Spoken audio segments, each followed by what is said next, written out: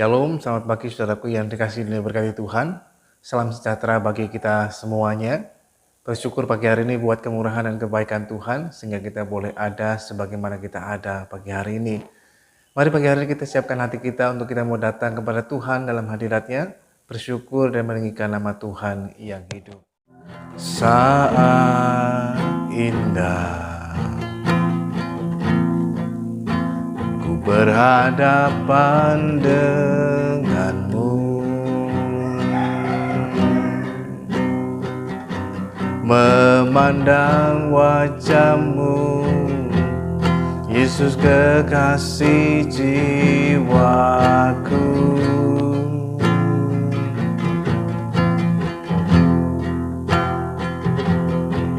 Bawa daku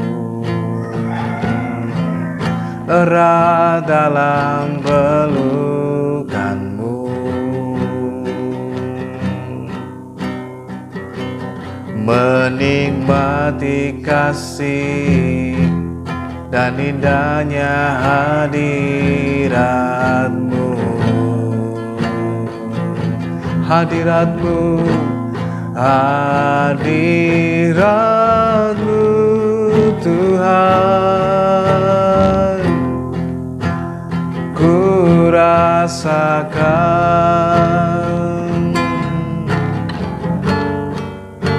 kekudusan-Mu Bapa, penuhiku.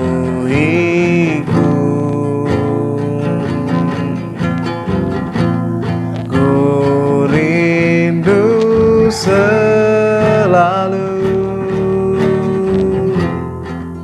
diam dalam bait-Mu, menikmati kasih anugerah-Mu. Saat indah ku berhadapan denganmu, saat indah ku berhadapan denganmu,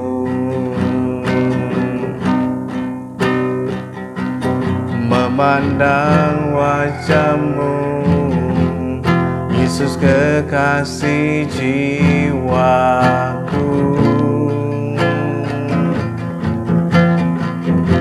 Bawa daku, bawa daku erat dalam pelukan-Mu, menikmati kasih dan indahnya hadirat-Mu. Hadirat-Mu Tuhan, hadirat-Mu Tuhan, ku rasakan, haleluya, kekudusan-Mu Bapa, penuhiku.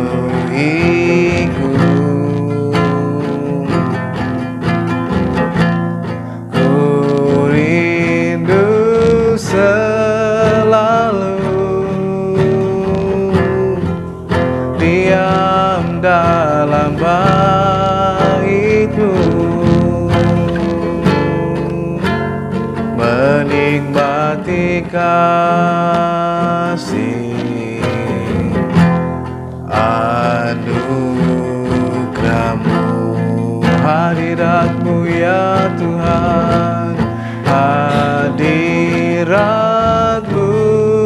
Tuhan, ku rasakan, haleluya,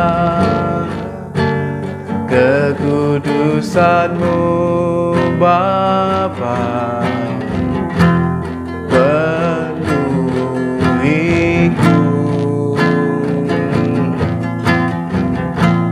Ku rindu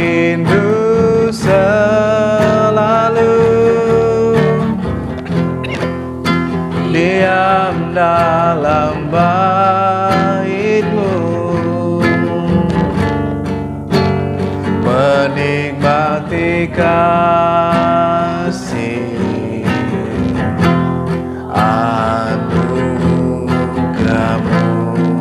menikmati kasih anugerah-Mu, menikmati kasih anugerah-Mu,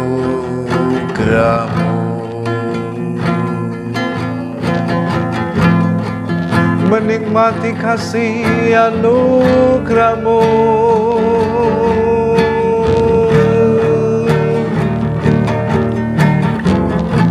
menikmati kebaikan-Mu, kemurahan-Mu Tuhan.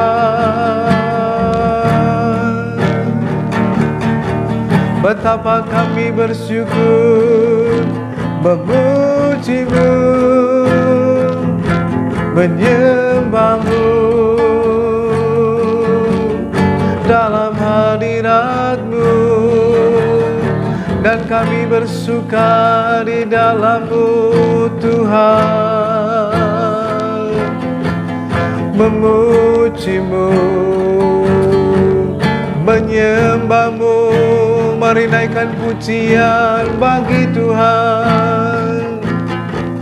Mari naikkan syukur padanya atas kasih setia-Nya, atas kebaikan-Mu Tuhan. Haleluya, haleluya, terpujilah nama-Mu Tuhan, terpujilah nama-Mu Tuhan. Oh, rapatakan lama-lama ya lalamu, sikina rapatakan lama-lama ya lalamu, sakatakan lama-lama ya lama ya serapatakan lamu, sikina lama ya lalamu. Engkau ajaib, Engkau mulia, tiada yang seperti-Mu, tiada yang seperti-Mu Tuhan. Oh, terima kasih untuk hadirat-Mu yang kudus. Terima kasih Tuhan, terima kasih Tuhan. Hanya bagi-Mu segala pujian. Haleluya, haleluya, ku bersyukur Tuhan. Bersyukur, haleluya, Hosana, Hosana. Kiara patakana bayana namasia kananamu, sikinara patakana lama-lama ya namase. Oh, rapatakana lama-lama ya siakananamu. Terpujilah nama-Mu Tuhan, terpujilah nama-Mu Tuhan. Engkau luar biasa, Engkau baik Tuhan. Ku bersyukur memuji-Mu, menyembah-Mu Tuhan. Haleluya,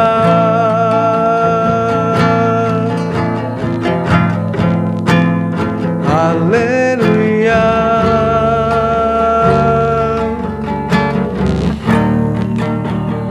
makasih Tuhan, ku bersyukur memujimu, menyembahmu.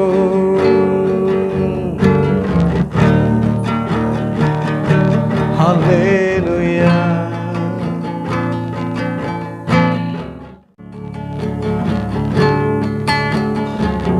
Musim akan selalu berganti, amin. Kasih Tuhan tetap abadi, haleluya. Tak akan berubah sampai selamanya, ku tetap percaya. Ku yakin Tuhan memberkati, ku yakin Tuhan melindungi.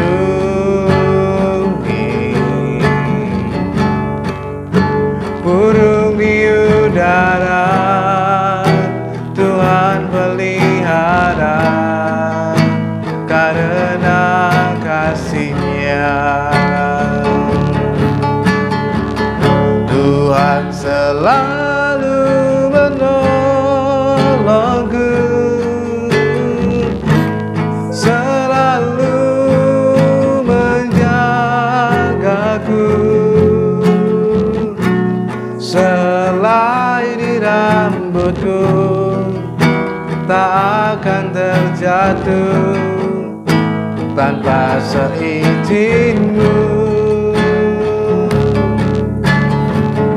Tuhan selalu menolongku, selalu menjagaku.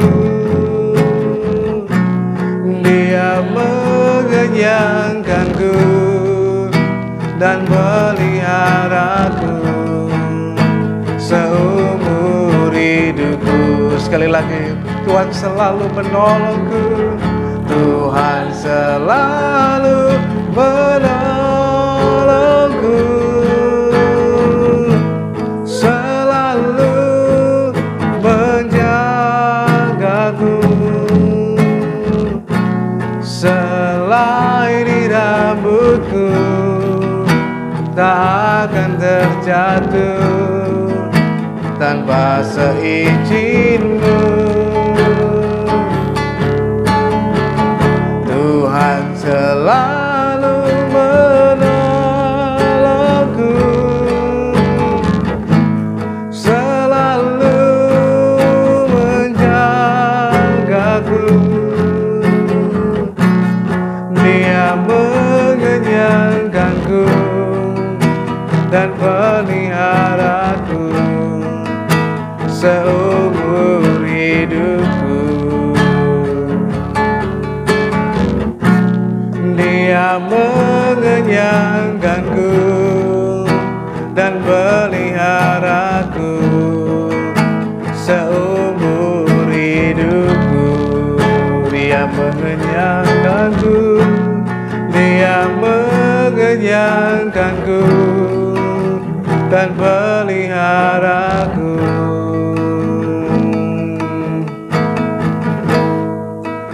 seumur hidupku. Saudaraku yang dikasihi dan diberkati Tuhan, ada sebuah ungkapan yang mengatakan bahwa dalamnya lautan dapat diduga atau diukur, tetapi dalamnya hati siapa yang tahu. Nah, seringkali ini yang terjadi dengan kehidupan hampir semua orang, bahwa segala sesuatu di dunia ini semuanya bisa diukur. Luasnya bumi berapa dan lain sebagainya. Tetapi terkadang yang paling sulit untuk mengukur adalah tentang kedalaman hati seseorang. Karena seringkali yang ditampilkan di luar berbeda dengan yang ada di dalamnya. Dan hal ini disampaikan dan dinyatakan lewat Amsal yang akan kita baca di pagi hari ini, yaitu melalui Amsal pasal yang ke-12 ayatnya yang ke-20. Firman Tuhan mengatakan, tipu daya ada di dalam hati orang yang merencanakan kejahatan, tetapi orang yang menasihatkan kesejahteraan mendapatkan sukacita. Ketika Tuhan memilih seseorang untuk menjadi raja atau menjadi pemimpin, maka yang Tuhan perhatikan pertama dalam kehidupannya, seperti halnya ketika Tuhan memilih Daud menjadi seorang pemimpin, menjadi seorang raja untuk diurapi pada waktu itu, maka yang Tuhan lihat adalah yang pertama, Tuhan lebih konsen, lebih perhatian kepada hati seseorang. Bukan pada penampilannya terlebih dulu, bukan pada apa yang muncul di permukaan lebih dulu, tetapi apa yang ada di dalam hati yang mungkin orang lain pun tidak tahu, tetapi Tuhan sangat mengenal sampai kedalaman hati kita. Sehingga ketika Tuhan memerintahkan kepada Nabi Samuel untuk datang kepada Isai, supaya Isai membawa semua anak laki-lakinya, dan kemudian Tuhan akan memilih dari antara mereka semuanya untuk salah satunya diurapi menjadi seorang raja. Sayangnya pada waktu itu ayah Daud, Isai, hanya membawa semua anak laki-laki kecuali Daud. Karena Daud dibiarkan mengembalakan kambing domba di padang gurun sendirian. Dan dia tidak dipanggil. Sebenarnya ketika Nabi Samuel berkata semua, nah kata semua itu artinya nggak ada yang disisakan sama sekali. Harusnya juga Daud dibawa, tetapi karena Daud pernah berkata dalam Mazmurnya juga, sekalipun ayahku dan ibuku menolak aku, tapi Tuhan menerima aku. Mungkin dia pernah mengalami sesuatu hal yang penolakan dalam kehidupannya, sehingga dia mengalami hal yang demikian, bahkan sampai pada waktu saat Nabi Samuel mau mengurapi salah seorang anak dari Isai, pada waktu itu Isai tidak membawa Daud besertanya. Namun sekali lagi Tuhan memperhatikan hati. Semua anak Isai yang tampil, dari perawakan yang paling mantap, paling oke sampai yang biasa, Tuhan berkata enggak ada yang dipilih oleh Tuhan. Sekalipun mungkin menurut klasifikasi atau ukuran manusia, ini adalah orang yang paling cocok, paling tepat menjadi seorang raja. Karena perawakannya mungkin gagah, perawakannya mungkin besar, tinggi dan lain sebagainya. Sehingga cocok dan layak untuk dijadikan raja. Tapi Tuhan melihat bukan hanya fisiknya, casingnya, tampilannya saja, tetapi sampai kedalaman hatinya. Dan Tuhan berkata mereka semua tidak dipilih oleh Tuhan. Samuel lalu bingung. Isai mungkin berkata ini semua anaknya, tetapi kemudian Nabi Samuel bertanya lagi, semua ini kah anakmu? Oh masih ada satu lagi. Nah, Samuel berkata kita nggak akan selesai kalau dia belum datang ke sini. Begitu Daud dibawa, Tuhan berkata urapi dia. Mengapa? Tuhan melihat hati Daud, memiliki hati yang begitu baik. Nah oleh sebab itu saudaraku dikasih Tuhan, bagian yang pertama dari firman Tuhan kita perlu belajar adalah bahwa dalam kehidupan kita perlu memiliki hati nurani yang murni di hadapan Tuhan. Sebab bila hati nurani kita tidak murni lagi di hadapan Tuhan, apa yang terjadi? Firman Tuhan mengatakan tipu daya ada di dalam hati orang yang merencanakan kejahatan. Hati kita bisa berubah tidak murni lagi, maka kemudian hati nurani kita kemudian menjadi mati dan kemudian hanya diisi dengan sesuatu yang berbicara tentang tipu daya, niat jahat dan lain sebagainya. Hati kita dikuasai oleh kejahatan. Dan tentu saja Tuhan tidak berkenan akan hal ini. Bila hati kita dipenuhi dengan tipu daya, maka yang ada dalam hati kita rencananya adalah rancangan yang jahat.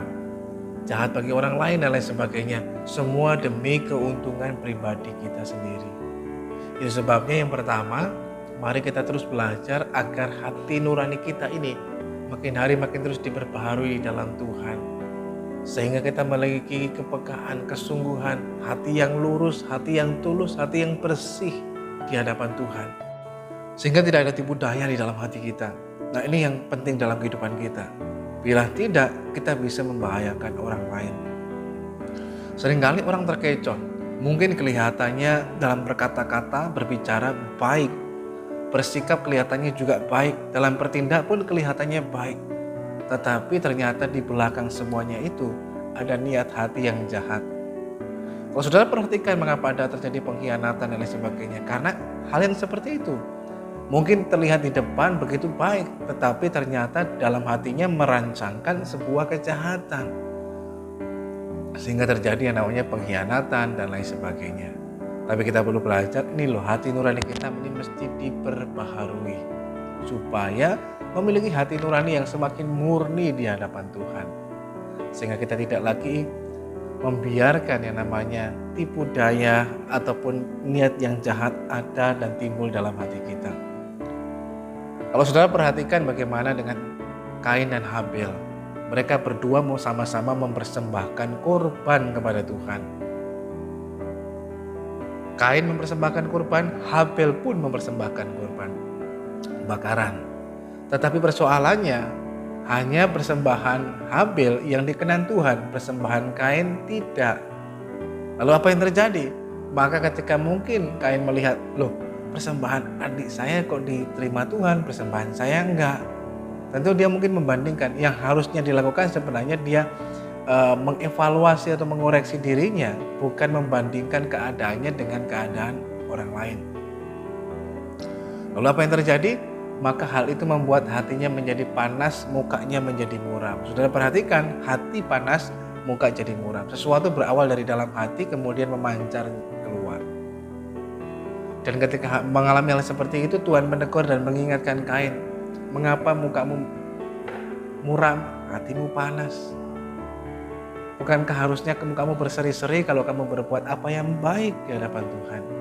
Tapi kalaupun hatimu panas, hati-hati, karena dosa sudah mengintip di dalam hatimu. Engkau mesti berkuasa atas semuanya itu, sehingga itu tidak menguasai dalam kehidupanmu. Tapi apa yang terjadi? Kain tidak mengindahkan teguran dan peringatan Tuhan, sehingga kemudian dosa atau sesuatu hal yang lain menguasai dalam hati dan hidupnya, dan kemudian dia melakukan sebuah rencana yang jahat. Dia membawa adiknya tanpa berpikir berprasangka buruk terhadap kakaknya. Adiknya nggak berpikiran bahwa kakaknya akan membunuhnya. Tapi apa yang terjadi? Ketika dibawa ke sebuah tempat, adiknya dipukul dan dibunuhnya. Tragis. Habel nggak tahu kalau dia akan dibunuh, karena dia berpikir itu kakaknya baik, tapi ternyata kakaknya menyimpan hal yang jahat dalam hatinya, rancangan yang jahat. Saudara bisa melihat hal ini bahwa ternyata hati itu sangat berperan besar. Oleh karena itu hati nurani kita ini loh mesti harus diperbaharui hari demi hari. Kalau bahasa yang dipakai oleh Daud seringkali mengatakan, ujilah aku Tuhan, kenalah hatiku dan batinku. Ujilah hatiku dan batinku Tuhan. Supaya apa? Supaya dengan hal ini terus makin hari makin dimurnikan. Karena terkadang mungkin awalnya hati nurani kita murni, hati nurani kita baik. Tetapi dengan berjalannya waktu, kalau tidak dipelihara, itu lama-lama bisa kita menyimpang dari jalan Tuhan. Sudah nggak murni lagi, sudah nggak tulus lagi, sudah nggak memiliki ketulusan hati lagi dalam kehidupan kita. Tetapi bila kita terus belajar dalam kehidupan kita untuk kemudian yang kedua, yaitu terus memperbaharui hati kita sehingga kita punya hati nurani yang murni di hadapan Tuhan. Hati nurani yang murni tidak ada kejahatan di dalamnya, tidak ada niat-niat jahat di dalamnya, tidak ada kecurangan di dalamnya. Hati nurani yang murni hanya merencanakan kesejahteraan buat orang lain, tapi juga buat dirinya sendiri dan lain sebagainya. Gak ada niat tipu daya, gak ada niat kejahatan, gak ada niat merugikan orang lain, ataupun mungkin mengecewakan orang lain. Niat hatinya hanya untuk menasihatkan, membawa kesejahteraan, dan itu semua akan menghadirkan sebuah sukacita dalam kehidupan kita. Oleh karena itu, saudara dikasihi Tuhan, mari belajar yang kedua, kita perlu memperbaiki dan membaharui hati nurani kita. Di bagian yang kedua ini kita perlu belajar untuk memperbaharui hati nurani kita. Caranya bagaimana? Hati nurani kita mesti diperbaharui di dalam Tuhan, yaitu diterangi oleh firman kebenaran. Firman Tuhan akan menerangi hati kita, sehingga kemudian dalam kehidupan kita, hati kita ini makin dibersihkan, makin dimurnikan di dalam Tuhan.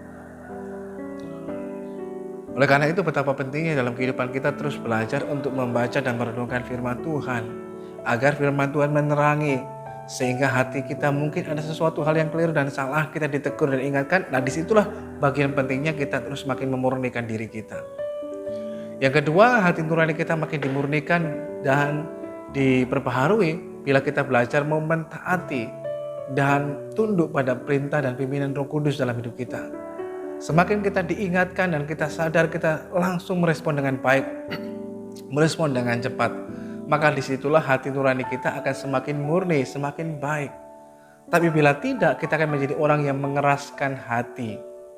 Dan kemudian hati nurani kita akan menjadi redup, ibaratnya lampu itu menjadi redup dan kemudian padam. Nah, kalau saat seorang hati nuraninya sudah padam, maka dia sepertinya dalam tanda kutip nggak ada hati nurani lagi. Sehingga yang ada dalam dirinya hanyalah kejahatan, tipu daya. Dia nggak peduli kalau itu mungkin merugikan orang lain, nggak berkenan kepada Tuhan, ataupun mungkin itu menyakiti orang lain, dia nggak peduli karena hati nuraninya sudah mati, sudah rusak. Oleh karena itu kita mesti berbaharui, yaitu dengan kita belajar semakin banyak membaca dan merenungkan firman Tuhan dalam kehidupan kita, semakin banyak kita belajar taat pada pimpinan Roh Kudus dalam kehidupan kita, maka disitulah kita kemudian hati nurani kita menjadi semakin lebih baik lagi. Sehingga itu menjadi sebuah barometer buat kita. Kalaupun kita mau melakukan segala sesuatu, ada nggak damai dalam diri kita, rasa yang nggak nyaman, ini nggak berkenan kepada Tuhan dan lain sebagainya. Nah, disitulah hati nurani kita makin dimurnikan di dalam Tuhan. Yang berikutnya yang bisa membuat hati nurani kita makin murni di hadapan Tuhan adalah mari kita belajar dalam kehidupan kita untuk senantiasa kita belajar untuk mengusahakan kesejahteraan dalam hidup kita. Sehingga hati kita dipenuhi dengan damai sejahtera dan daripada Tuhan. Ini hal yang penting buat setiap kita. Karena saat seseorang memiliki hati nurani yang murni, maka hatinya dipenuhi dengan damai sejahtera daripada Tuhan yang melampaui segala akal. Sebab saat seseorang datang kepada Tuhan, yang terpenting yang Tuhan lihat dalam kehidupan kita adalah niat hati kita, sikap hati kita. Itu yang Tuhan perhatikan dalam hidup ini. Nah, kalau hati seseorang tidak murni, tidak tulus, tentu Tuhan melihat, tentu Tuhan memperhatikan. Itu sebabnya kalau kita berdoa, berdoalah dengan hati yang tulus, dengan hati yang murni, sikap yang jujur di hadapan Tuhan. Tuhan tentu sangat berkenan akan hal ini. Sebenarnya bukan tergantung berapa panjang doa yang kita naikkan, seberapa indah kata-kata yang kita ucapkan, seberapa keras nada yang kita sampaikan, tetapi Tuhan lebih melihat kepada hati kita. Mungkin kita tidak terlalu banyak berkata-kata, tapi ketika sikap hati kita benar, disitulah Tuhan berkenan. Demikian pula ketika saat seseorang memiliki sikap hati yang baik dan benar di hadapan Tuhan, maka disitulah Tuhan memberkati akan kehidupannya. Mari terus memiliki hati nurani yang baik, yang makin murni di hadapan Tuhan. Dengan cara bagaimana? Pertama, kita belajar seperti halnya Daud, untuk supaya hati kita makin hari makin dimurnikan di hadapan Tuhan, dengan terus belajar mengevaluasi kehidupan kita. Terutama kita meminta Tuhan yang paling mengenal hati kita. Tuhan, coba lihat hatiku Tuhan, apakah hatiku ini lurus atau enggak, dan lain sebagainya. Terkadang dalam hidup ini kita bisa merasa saya kok baik-baik saja, saya sehat-sehat saja. Tunggu dulu, jangan kita merasa bahwa diri kita sangat baik, sangat oke dan lain sebagainya. Kita perlu memeriksakan diri kita kepada Tuhan terutama. Terkadang orang bisa merasakan seperti halnya tiba-tiba kena sakit tertentu. Padahal sebenarnya mungkin juga bukan tiba-tiba, tetapi karena mungkin dia berpikir dan merasa saya baik-baik saja, saya sehat-sehat saja. Tapi karena tidak memeriksakannya secara berkala kepada dokter atau di rumah sakit, check up, maka disitulah kita akan mengetahui, oh ternyata saya ada kekurangan ini yang harus diperbaiki, saya ada sakit ini, atau saya ada keluhan di sini dan lain sebagainya. Disitulah kita akan tahu. Demikian pula ketika kita datang kepada Tuhan, pribadi yang paling mengenal hati kita, maka disitulah Tuhan akan memberitahukan, oh ini ada yang salah, masih ada kesombongan, masih ada iri hati, masih ada kebencian, kekecewaan dan lain sebagainya. Nah, ini harus dibereskan. Tuhan akan memberitahukannya kepada kita. Disitulah kemudian makin dibersihkan dan dimurnikan dari iri hati, dari kebencian, kepahitan, kekecewaan, luka dan sebagainya. Bila tidak dan itu dibiarkan, maka hati kita dikuasai dengan tipu daya dan kejahatan.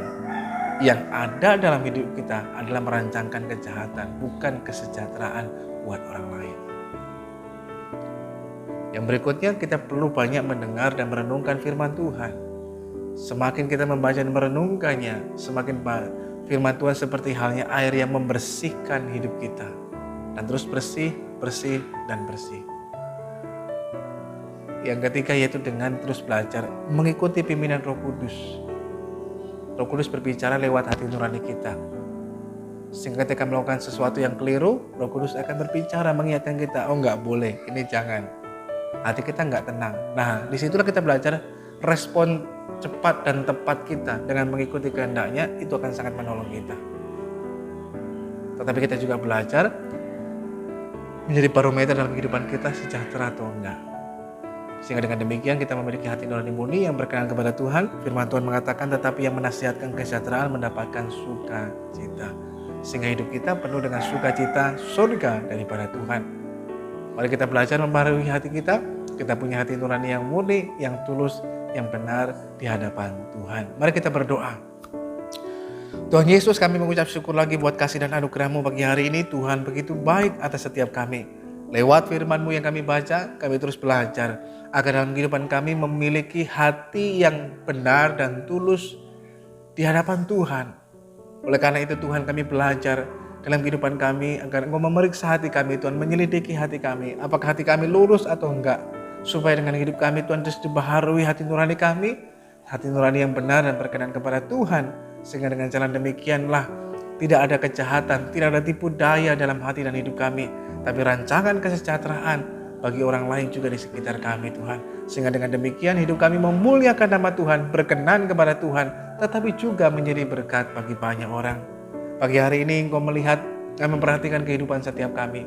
Kalau di antara kami sedang mengalami masalah dengan sakit penyakit, kelemahan tubuh, apapun sakit penyakit kami, baik mungkin kami dirawat di rumah sakit maupun di rumah kami masing-masing, kasih anugerah-Mu Tuhan melawat setiap kami, sehingga kami semuanya mengalami kesembuhan, bahkan pertolongan daripada Tuhan yang hidup. Dimanapun kami berada, di dalam nama Tuhan Yesus, Tuhan menyatakan pertolongan-Mu, kesembuhan-Mu bagi setiap kami. Demikian pula kalau di antara kami Tuhan mengalami Tuhan pergumulan dalam kehidupan kami masing-masing, biar kiranya Tuhan menyatakan anugerah dan kebaikan-Mu atas kami, sehingga setiap kami boleh mengalami jalan keluar yang Tuhan sediakan, tapi juga memperoleh kekuatan yang baru, hikmat daripada Tuhan, untuk kami dapat dengan cakap menghadapi segala perkara dalam hidup ini. Kami menyerahkan sepanjang hari ini kehidupan kami dalam tangan Tuhan. Tuhan sertai berkati kami senantiasa, kami hidup dalam rencana, dalam kehendak Tuhan. Terima kasih Tuhan yang baik. Saudaraku yang dikasihi Tuhan, mari arahkan hidup kita pada Tuhan dan terimalah berkat Tuhan. Bila kiranya pagi hari ini turunlah atas saudara sekalian berkat damai sejahtera dari Allah Bapa, kasih karunia dari Kristus Yesus Tuhan, persekutuan pertolongan Roh Kudus akan terus menolong dan menyertai setiap kita. Tuhan memberkati engkau dan melindungi engkau. Tuhan menyinari engkau dengan wajah-Nya dan memberikan engkau kasih karunia. Tuhan menghadapkan wajah-Nya kepadamu dan memberikan engkau damai sejahtera.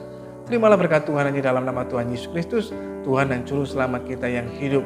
Mulai saat ini bahkan sampai Maranatha, Tuhan datang pada kali yang kedua, bahkan sampai selama-lamanya. Haleluya, haleluya, amin. Selamat pagi, selamat beraktivitas, Tuhan Yesus memberkati.